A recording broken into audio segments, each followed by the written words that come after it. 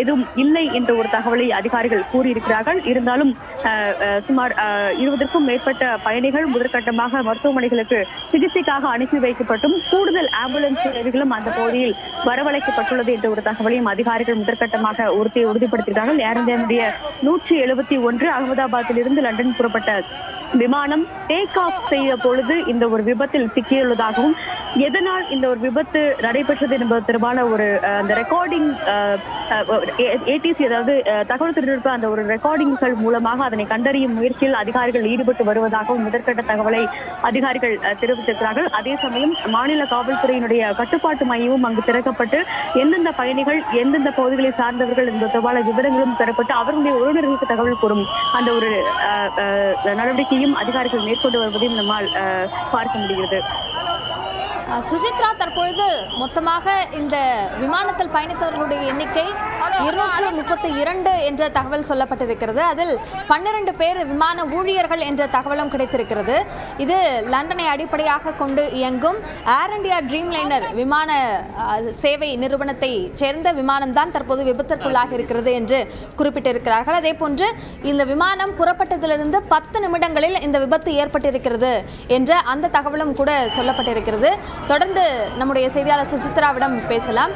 சுஜித்ரா, இப்போது அதிகாரப்பூர்வமாக இது சார்ந்த விவரங்கள் தெரிய வருவதற்கு நாம் எவ்வளவு நேரம் ஆகலாம்? அதே போல குடியிருப்பு பகுதியில் இந்த விமானம் விழுந்து விபத்திற்குள்ளாக இருக்கிறது. இப்போ அங்க இருக்கக்கூடிய மக்களுடைய நிலை என்ன என்ற தகவல் தெரிய வந்திருக்கா?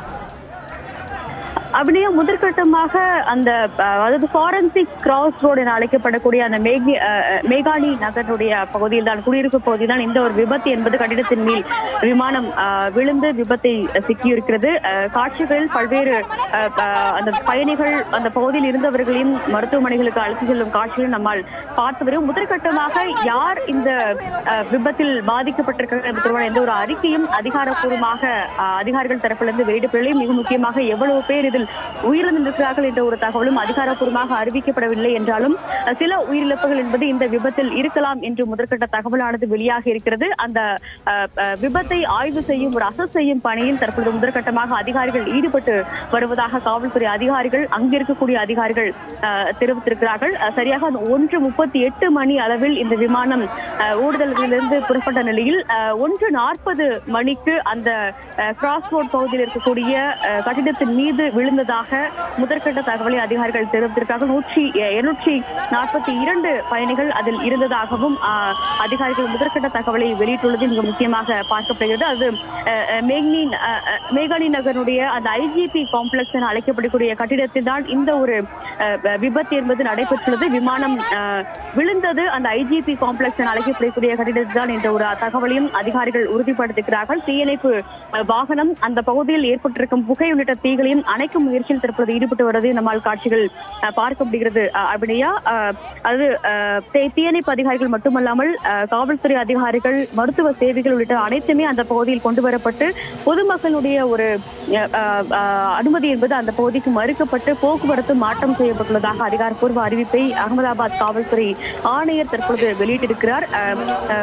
அதாவது அந்த பகுதியிலிருந்து பொதுமக்களை மீட்பதற்கான ஒரு முயற்சியில் தற்போது அதிகாரிகள் ஈடுபட்டுள்ளார்கள் என்ற ஒரு கருத்தையும் அதன் பிறகுதான் எந்த ஒரு விவரங்களையும் வழங்க முடியும் என்ற ஒரு தகவலையும் அகமதாபாத்துடைய காவல்துறை அதிகாரிகள் தற்பொழுது முதற்கட்டமாக தெரிவித்திருக்கிறார்கள். ஏர்போர்ட் அத்தாரிட்டி மற்றும் விமான போக்குவரத்து இயக்குநரக அதிகாரிகளும் அந்த பகுதிக்கு விரைந்து அந்த விபத்து தொடர்பான அனைத்து நடவடிக்கைகளையும் அவர்கள் மேற்பார்வையிட்டு வருவது மிக முக்கியமாக பார்க்கப்படுகிறது. 12 தீயணைப்பு வாகனங்கள் அங்கு ஏற்பட்டுள்ள அந்த புகை மூட்டம் மற்றும் தீயை அணைப்பதற்கான ஒரு முயற்சியில் தற்பொழுது அந்த ஐஜிபி காம்ப்ளெக்ஸ் பகுதியில் ஈடுபட்டு வருவதாகவும் அதிகாரிகள் தெரிவித்துள்ளது மிக முக்கியமாக பார்க்கப்படுகிறது. அந்த அகமதாபாத்தினுடைய தீயணைப்புத்துறை தலைவரான ஜெயேஷ் காடியா இந்த தகவலை உறுதிப்படுத்தியுள்ளார். பல்வேறு கூடுதல் தீயணைப்பு வாகனங்கள் மற்றும் ஆம்புலன்ஸ்களும் ஐஜிபி காம்ப்ளெக்ஸ் பகுதிக்கு தற்போது அனுப்பி வைக்கப்பட்டுள்ளதாகவும் அகமதாபாத்துடைய தீயணைப்பு தலைவர் ஜெயேஷ் காடியா தற்போது அதிகாரப்பூர்வ ஒரு அறிவிப்பையும் அங்கு வெளியிட்டுள்ளார். முதற்கட்டமாக அந்த விபத்தில் சிக்கியவர்களை மீட்கும் பணியை தான் நடைபெற்று வருவதாக அதிகாரிகள் தெரிவித்திருக்கிறார்கள். சுசித்ரா, இதுல காட்சிகள்ல பார்க்கும் பொழுது இருசக்கர வாகனங்கள்ல பொதுமக்களே கூட அங்கு காயமடைந்தவர்களை மீட்டு மருத்துவமனையில் அனுமதிக்கும் பணிகளில் ஈடுபடுற காட்சிகளையும் பார்க்க முடியுது. அங்க மீட்பு பணிகளுக்கு தேவையான அந்த வாகனங்களோ வீரர்களோ இருக்கிறார்களா? தற்போது 5 தீயணைப்பு வாகனங்கள் அந்த பகுதிக்கு சென்றிருக்கு மீட்பு பணிக்காக என்று கூறப்படுகிறது. இது இன்னும் அதிகப்படுத்தப்படுவதற்கான வாய்ப்பு இருக்கா? அதுல நிச்சயமாக, அதாவது விபத்து நடைபெற்ற உடனேயே அந்த பகுதியில் இருந்த பொதுமக்கள் தங்களுடைய வாகனங்களில் ஏற்றி முதற்கட்ட அந்த ஒரு விபத்தில் சிக்கியவர்களை பாதுகாப்பாக அந்த மருத்துவமனைக்கு அழைத்து சென்ற காட்சியை தான் முதற்கட்ட காட்சியாக நாம் பார்த்துள்ளது மிக முக்கியமாக. தற்பொழுது அந்த அகமதாபாத்துடைய தீயணைப்புத்துறை பிரிவினுடைய தலைவரான தேஷ் காடியாவினுடைய தகவலை பொறுத்த அளவில் அவர் சுமார் 12 தீயணைப்பு வாகனங்கள் தற்பொழுது அங்கு வந்துள்ளது என்ற ஒரு தகவலையும் அவர் தெரிவித்துள்ளார். அந்த 12 வாகனங்கள் மட்டுமல்லாமல் கூடுதல் தீயணைப்பு வாகனங்களும் தற்பொழுது வந்து கொண்டிருப்பதாக அவர் தெரிவித்துள்ளது மிக முக்கியமாக பார்க்கப்படுகிறது. அதிக அளவிலான புகை மூட்டம் தான் காணப்படுவதாகவும் தீ என்பது மிக குறைந்த அளவில் உள்ளது என்ற ஒரு தகவலையும் அவர்கள் தற்பொழுது கணித்துள்ளார்கள். அதன் அடிப்படையில் கூடுதல் தீயணைப்புத்துறை வாகனங்களையும் அவர்கள் அந்த பகுதிக்கு வரவழைத்துள்ள நிலையில் முதற்கட்டமாக ஐஜிபி காம்ப்ளெக்ஸ் பகுதிக்கு 12 தீயணைப்பு வாகனங்கள் வந்துள்ளதையும் தேஷ் காடியா தற்பொழுது அதிகாரப்பூர்வமாக அங்கு செய்தியாளர் சந்தித்த பொழுது அவர் கூறியுள்ளது மிக முக்கியமாக பார்க்கப்படுகிறது. அந்த பொதுமக்கள் மீட்பு பணியில் அவர்கள் முதற்கட்டமாக காவலர்களுக்கு உதவி புரிந்துள்ளதையும் அதிகாரிகள் உறுதிப்படுத்தியிருக்கிறார்கள். கூடுதல் பாதுகாப்புத்துறை அதாவது காவல்துறை அதிகாரிகள் மற்றும் தீயணைப்புத்துறை வீரர்கள் வரும் வரை பொதுமக்கள் தான் பயணிகளை பத்திரமாக மருத்துவமனைக்கு அழைத்து சென்றதாகவும் தற்போது முதற்கட்ட தகவலை அதிகாரிகள் உறுதிப்படுத்தியிருக்கிறார்கள். சுசித்ரா, ஒரு காம்ப்ளெக்ஸ் கட்டடத்தின் மீது இந்த விமானம் விழுந்ததாக தெரிவித்தீர்கள். அது என்ன காம்ப்ளெக்ஸ்? அது வந்து குடியிருப்பு பகுதியா அல்லது வணிக வளாகமாக இருக்கக்கூடிய பகுதியா? என்ன இடம் அது?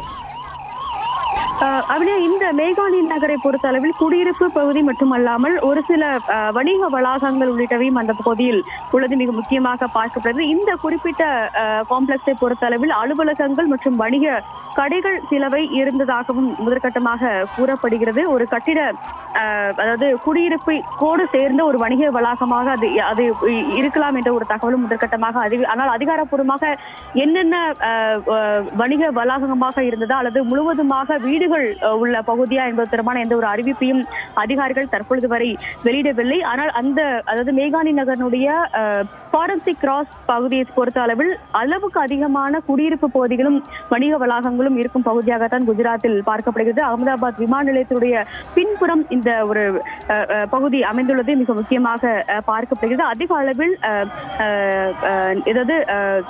அதிகாரிகள் அரசு அலுவலகங்களும் அந்த பகுதியில் இருப்பதாகவும் அதிகாரிகள் தெரிவித்திருக்கிறார்கள். ஐஜிபி ஆபீஸ் அகமதாபாத்தினுடைய இந்த ஐஜிபி ஆபீஸ் என்பது மாநில சிட்டி கவர்மெண்ட் அதாவது மாநில அரசாங்கத்தினுடைய பல்வேறு அலுவலகங்களும் அந்த ஒரு பகுதியில் அமைந்துள்ளதையும் அதிகாரிகள் அதிகாரப்பூர்வமாக தெரிவித்திருக்கிறார்கள்.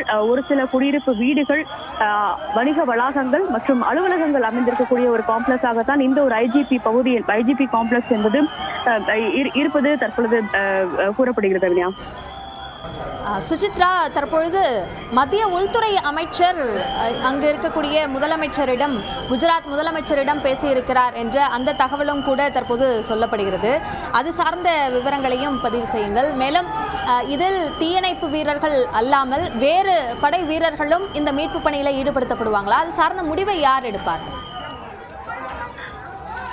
அப்படியே ஏற்கனவே அதாவது 3 முதல் 4 பாதுகாப்பு பிரிவுகளை சார்ந்த அதாவது நீங்கள் கூறியது போல தீயணைப்பு படை, மாநில காவல்துறை அதிகாரிகள், விமான பாதுகாப்பு படையினுடைய அதிகாரிகள், அதாவது சிஐஎஸ்எஃப் உள்ளிட்ட அங்கு இருக்கக்கூடிய பணியில் இருந்த அதிகாரிகள், அவர்கள் மட்டுமல்லாமல் மருத்துவ சேவைகளில் ஈடுபட்டு வருவர்களும் அந்த பகுதியில் தற்பொழுது மீட்பு பணியில் முதற்கட்டமாக ஈடுபடுத்தப்படுகிறார்கள். கூடுதலாக தேவைப்படும் பட்சத்தில் சிஆர்பிஎஃப் வீரர்களும் அங்கு அனுப்புவதற்கு தயாராக உள்ளதாக குஜராத் மாநிலத்தினுடைய முதல்வரிடம் தற்பொழுது சற்று முன் பேசிய மத்திய உள்துறை அமைச்சர் அமித்ஷா உறுதியளித்திருக்கிறார். தேவையான அனைத்து உதவிகளையும் செய்வதற்கு மத்திய அரசு தயாராக உள்ளது என்ற ஒரு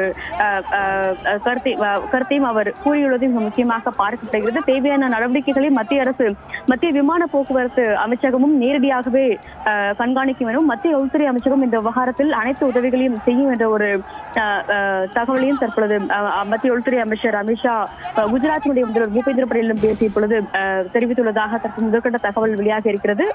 இன்னும் சற்று நேரத்தில் அம்மாநில முதல்வர் நேரடியாக சம்பவம் நடைபெற்ற இடத்திற்கு சென்று மீட்பு பணிகளை அவர் நேரில் பார்வையிடுவார் என்றும் எதிர்பார்க்கப்படுகிறது.